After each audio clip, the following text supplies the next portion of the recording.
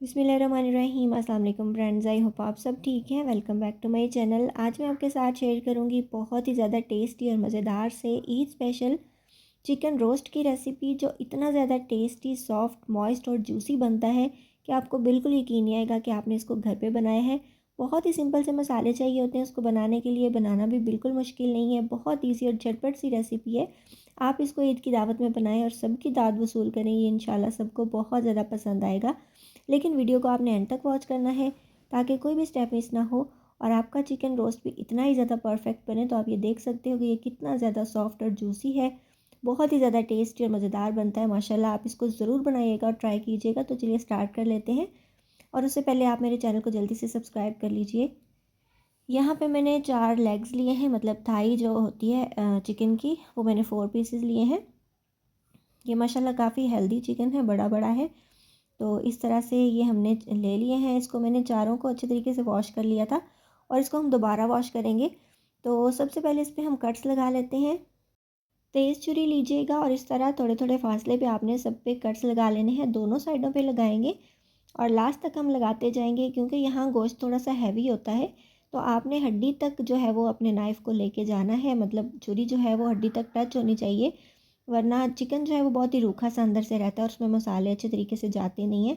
तो एक साइड से लगाने के बाद मैंने इसको टर्न किया और दूसरी साइड पे भी इस तरह से कट लगा रही हूँ। और ये कट जो है तो ये तकरीबन मैं आधे आधे इंच के फासले पे लगा रही हूँ। इस तरह पूरी ही पीस के ऊपर आपने कट्स लगा लेने हैं। ये देखिए माशाल्लाह काफ़ी डीप कट्स लगे हैं ताकि मसाला अच्छे तरीके से अंदर जाए और हमारा चिकन बहुत ही ज़्यादा फ्लेवरफुल बने।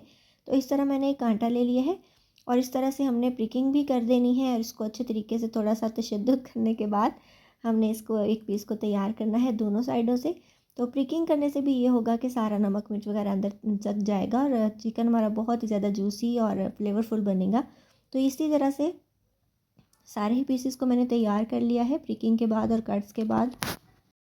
और उसके बाद हम इसके अंदर डाल देंगे पानी। आप कोई खुला बर्तन लीजिए और पानी डाल दीजिए ताकि सारे चिकन के पीसेस जो हैं वो डिप हो जाएं। और उसके बाद इसमें कम से कम भी मैंने आधा कप जितना सिरका ऐड किया है और सिरका और नमक लगा के इसको हम रख देंगे।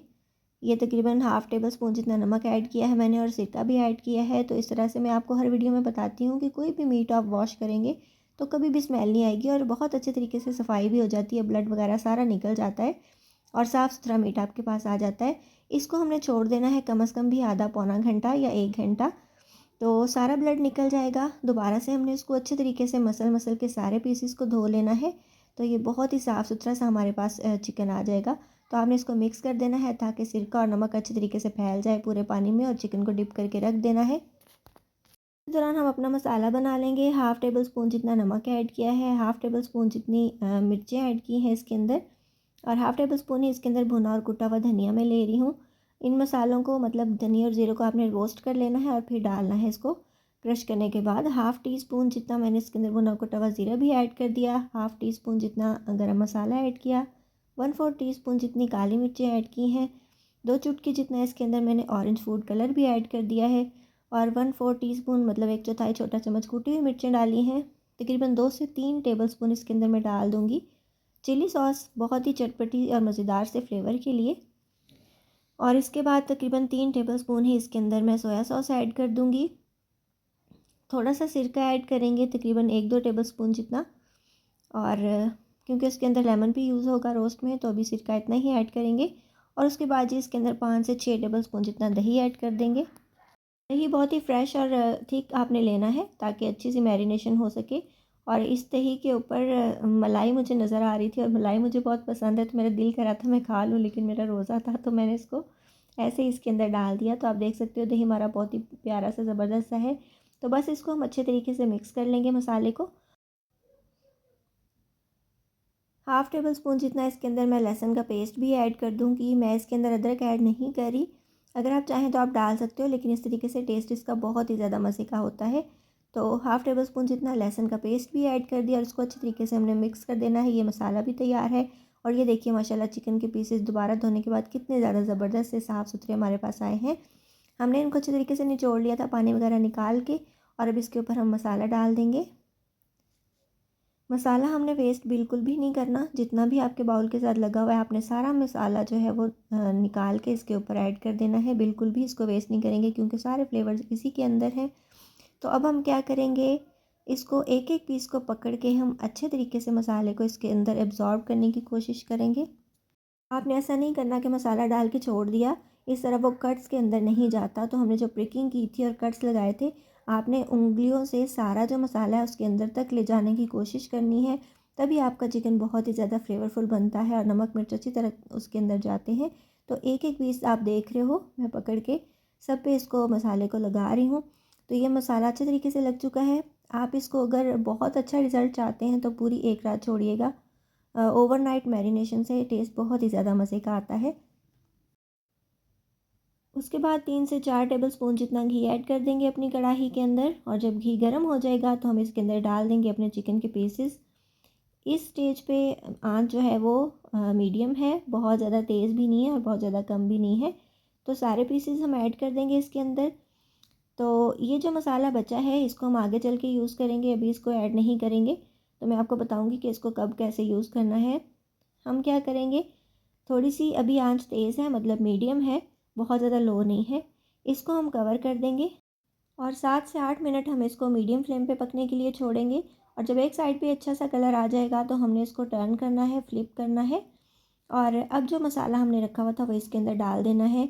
और अब हम आँच को स्लो कर देंगे ताकि इसी पानी के अंदर, दही के पानी के अंदर, और चिकन जो अपना पानी छोड़ेगा उसके अंदर ये गल जाएगा। आपने इसमें एक्स्ट्रा पानी बिल्कुल भी नहीं ऐड करना। तो इसको हमने मीडियम फ्लेम पे पकने के लिए छोड़ देना है। बीच बीच में चेक करते रहना है, 8-10 मिनट के बाद आप इसको चेक कीजिएगा। मैक्सिमम आधे से पौना घंटा लगता है और ये चिकन रोस्ट बन के तैयार हो जाता है। बिल्कुल भी ज़्यादा टाइम नहीं लगता। तो ये आप देख रहे हो पानी जो है ये इसने छोड़ दिया है। थोड़ी देर के बाद हम इसको दोबारा से टर्न कर देंगे ताकि चिकन जो है दोनों साइडों से अच्छे तरीके से पक जाए। और इसकी साइड्स चेंज करने के बाद दोबारा से हम इसको कवर कर देंगे। और दोबारा से जब आप खोलोगे तो पानी ड्राई हो चुका होगा, आपको घी नीचे नज़र आ रहा है। थोड़े से तिल ऐड कर देंगे खूबसूरती के लिए।